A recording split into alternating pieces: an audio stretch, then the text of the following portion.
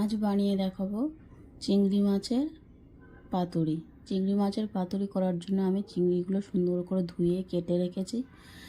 আমি এইরকম সাইজের চিংড়ি নিয়েছি, আপনারা চাইলে এর থেকে বড় চিংড়িও দিয়ে এই পাতুরিটা করতে পারেন। পাতুরি করার জন্য কি কি লাগছে চলুন দেখে নিই।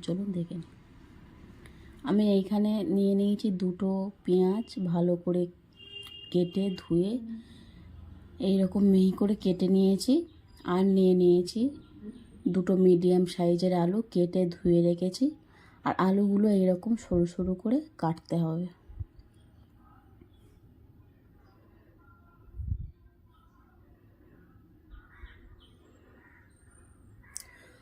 আর নিয়ে নিয়েছি আমি 1 টেবিল চামচ পোস্ত আর 5 ফোড়ন।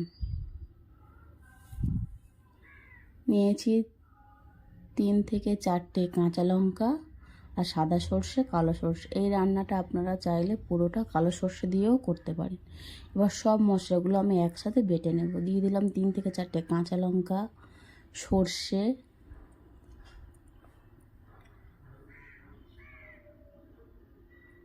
পোস্ত,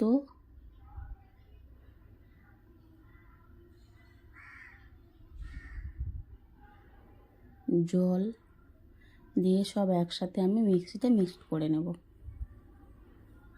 কড়া গরম হয়ে গেছে, দিয়ে দেব সর্ষের তেল। তেল গরম হয়ে গেছে, এবার চিংড়ি মাছগুলো দিয়ে দেব। চিংড়িগুলো আমি সুন্দর করে ভেজে নেব লাল করে। পাতুরি মানেই আমরা লাউ পাতা, কলা পাতায় মোড়াতে খেয়েছি। আজ একটা নতুন রেসিপি, আশা করছি আপনাদের ভালো লাগবে। দেখুন, ভালো লাগলে বাড়িতেও তৈরি করে খান আর কমেন্টে জানান কেমন লাগলো। চিংড়িগুলো এরকম লাল লাল করে ভাজা হয়ে গেলে তুলে নেব একটা পাত্রে আমরা চিংড়িগুলো তুলে নেব।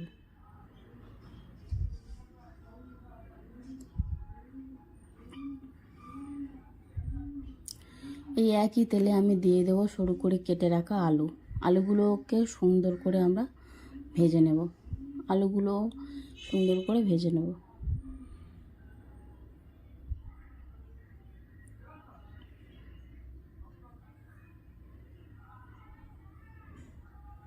আলুটা এরকম লাল ভাজা হয়ে গেছে, এরকম লাল লাল করে।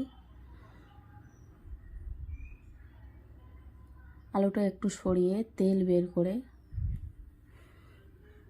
এই একই কড়াইতে দিয়ে দেব কুচিয়ে রাখা পেঁয়াজ। আমি আলুগুলো আলাদা করে তুলে রাখলাম না, একই কড়াইতে দিয়ে দিলাম। একইভাবে আবার পেঁয়াজগুলোকে একটু সাইড করে তেল বের করে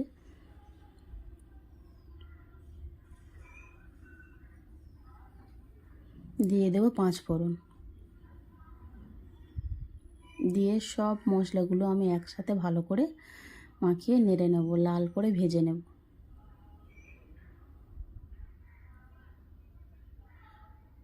পেঁয়াজগুলো নেতিয়ে গেছে, তাহলে বুঝবেন আমার ভাজা হয়ে গেছে। এই রকম করে আমি ভেজে নিয়েছি।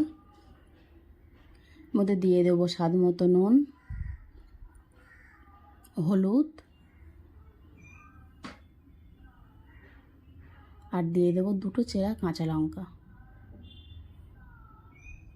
আর বেটে রাখা মশলাটা। সব মশলাগুলো একসাথে ভালো করে নাড়িয়ে নেব।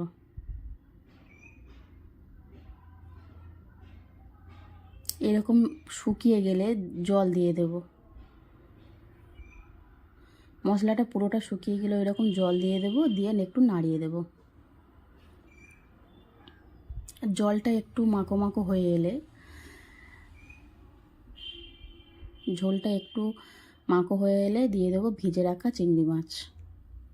দিয়ে একটু নাড়িয়ে কিছুক্ষণের জন্য রান্না হতে দেব।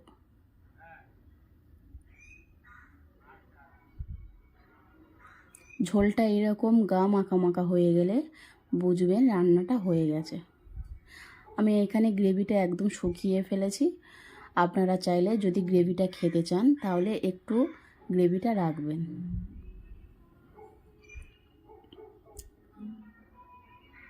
উপর দিয়ে দেবো কাঁচা সর্ষের তেল।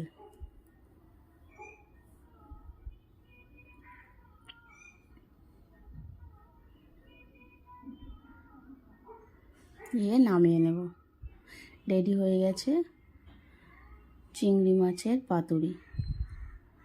আশা করছি রান্নাটা আপনাদের ভালো লেগেছে। রান্নাটি ভালো লাগলে চ্যানেলটিকে সাবস্ক্রাইব করে নেবেন, যাতে নিত্য নতুন রান্না পেতে রান্না দিলে আপনাদের কাছে আগে গিয়ে পৌঁছায়। আর আমাদের পাশে থাকুন। আর রান্নাটি বাড়িতে তৈরি করে খান, কেমন লাগলো কমেন্টে জানান।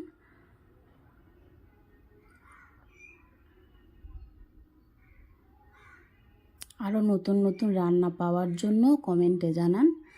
আশা করছি রান্নাটি করে খাবেন, ভালো লাগবে। Thank you.